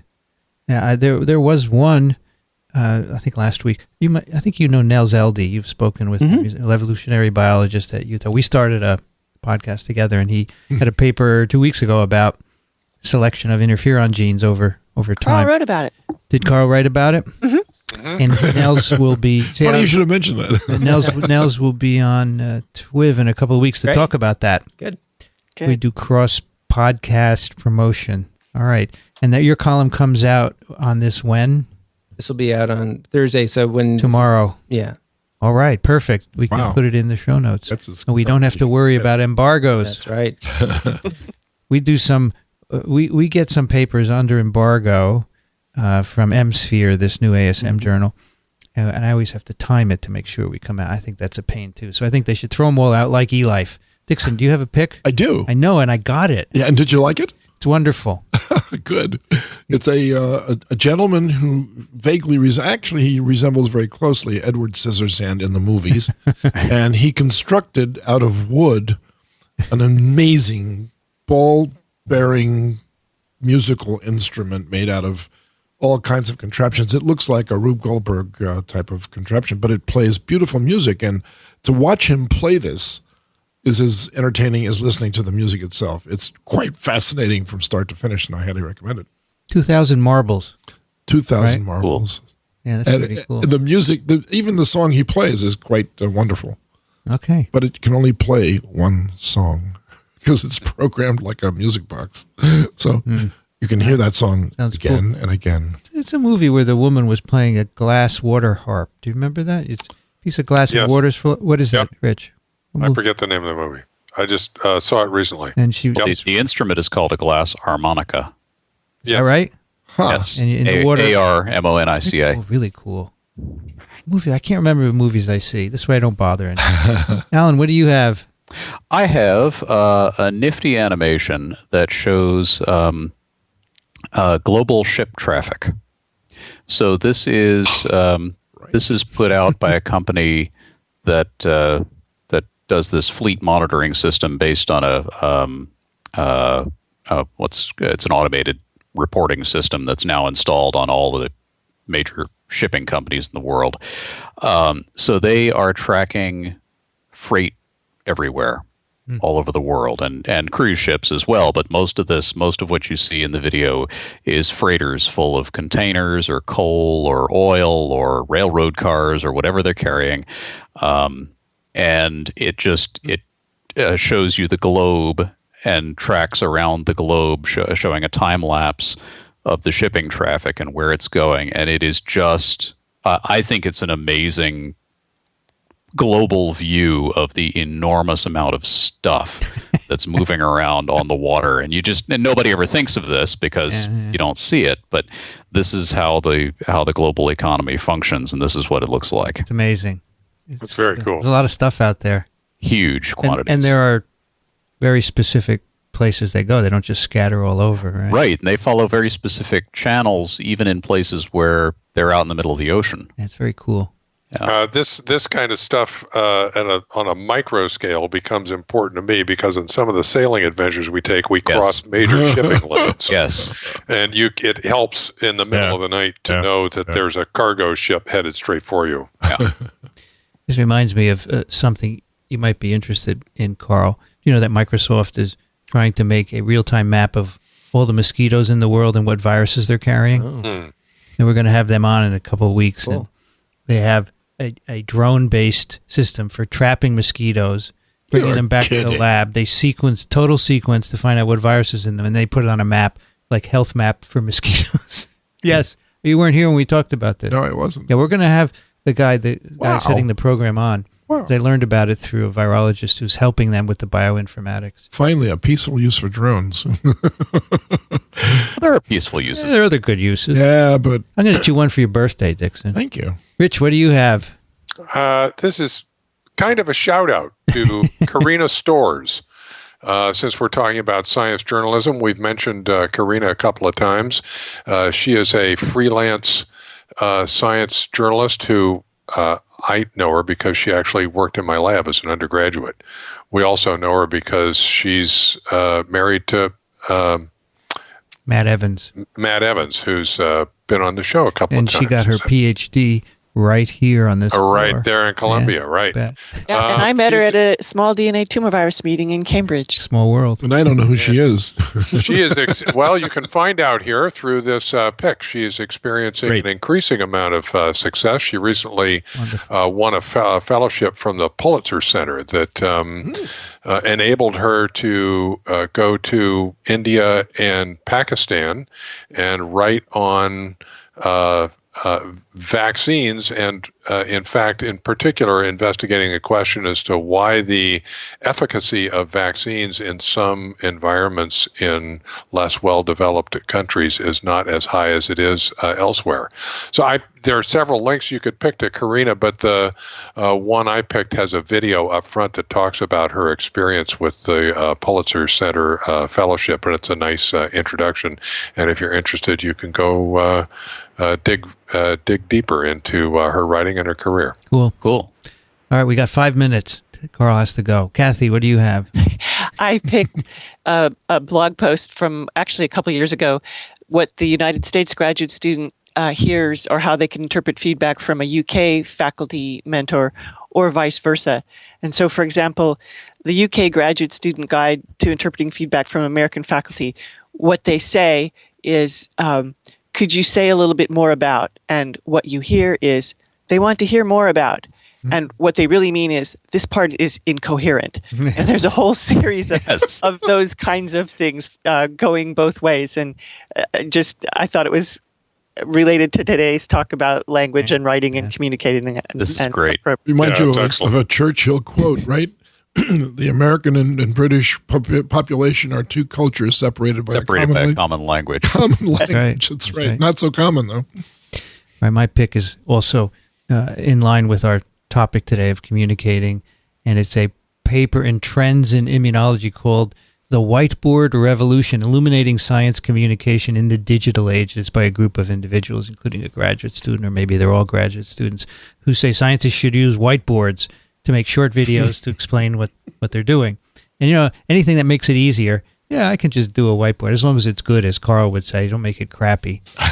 It's a good idea, and they give some pointers on how to do that. So I think that's worth trying as well. Two thoughts on this. One is that the videos that you mentioned that I did on YouTube are based on the same kind of concept. Right. And it's not that hard once you get into it. But the other is this is absolutely hilarious, and I think just symptomatic of the entire subject of open publication.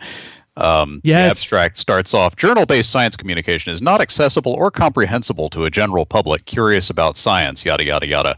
Paywalled. It's paywalled, I know. Yeah. Purchase access to this article for $31.50. Yes. It's ridiculous. It's totally ridiculous. I agree. Tragic. And let's underscore that. Come on, sell, press. Stuff like this should not be paywalled. Anyway, that'll do it for our picks. I think I got everyone there. And this episode and all the others you can find at iTunes and also at microbe.tv/TWiV. Do send us your questions and comments. If you have any questions for Carl, send them in. I'm sure he'd be happy to answer them. Or you can find him on Twitter. Carl is Carl Zimmer on Twitter. You can find him at the New York Times, National Geographic, Stat. He's got his own website, carlzimmer.com, which is chock full of stuff. You should really check it out. And Barnes & Noble. And you can go buy his books. And Carl, thank you so much for joining us today. I really appreciate it. I had a great time. Oh, thank you so much. This has been fantastic. Dickson Despommier is right here at Columbia, where he's an emeritus professor, and he is also the host of many blogs, including Racaniello.org. Yep. Thank you, Dickson. Thank you. Kathy Spindler's at the University of Michigan in Ann Arbor. Thank you, Kathy. Thanks. This is a lot of fun. I really enjoyed talking to Carl. Rich Condit is usually a emeritus professor at the University of Florida in Gainesville. Thank you, Rich. Sure enough. Always a good time. Alan Dove is at turbidplaque.com, and you can also find him on Twitter. Thank you, Alan. Thanks. It's always a pleasure. I'm Vincent Racaniello. You can find me at virology.ws. You've been listening to This Week in Virology. Thanks for joining us. We'll be back next week. Another TWiV is viral.